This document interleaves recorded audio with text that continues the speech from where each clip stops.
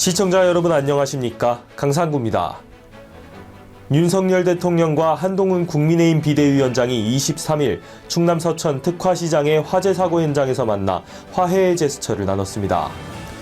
김건희 여사 리스크와 김경률 비대위원 공천 문제로 갈등이 불거지다가 21일 대통령실에서 한 위원장에게 사퇴 요구를 한 바 있는데요. 이에 대해 한 위원장이 거부 의사를 밝히며 파열음이 크게 나 여당 내에서 우려를 포함한 바 있는데 이번 화해가 갈등의 완전한 봉합으로 이어질지 그 귀추가 주목됩니다. 이 시각 주요 뉴스입니다. 영부인 김건희 여사의 명품백 수수 의혹과 관련해 윤 대통령이 직접 입장을 밝힐 필요가 있다는 응답률이 69%에 달한다는 여론조사 결과가 나왔습니다. YTN이 여론조사 업체 엠브레인 퍼블릭에 의뢰해 지난 21일부터 22일까지 전국 성인 유권자 1000명을 대상으로 실시한 여론조사 결과 이 같은 결과가 나온 것인데 한편 윤 대통령이 신년 기자회견을 해야 한다는 응답은 63%를 차지했습니다.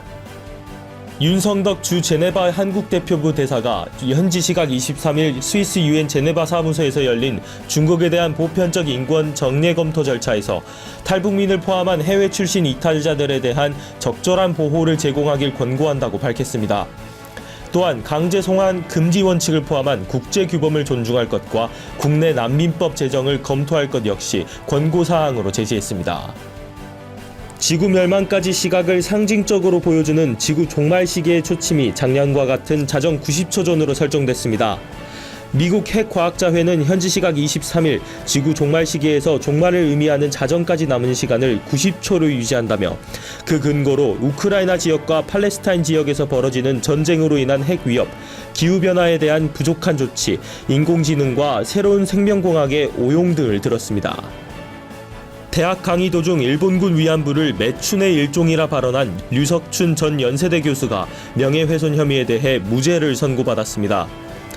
서울 서부지법 형사 4단독 정금영 판사는 24일 명예훼손 혐의로 기소된 류 전 교수에 대해 피고인의 발언은 피해자 개개인을 향한 발언이라고 보기 어렵고 조선인 일본군 위안부 전체를 향한 일반적인 추상적 표현이라며 검사가 제출한 증거만으로는 해당 발언이 사실적시에 의한 명예훼손이라고 보기 어렵다고 판단했다고 설명했습니다.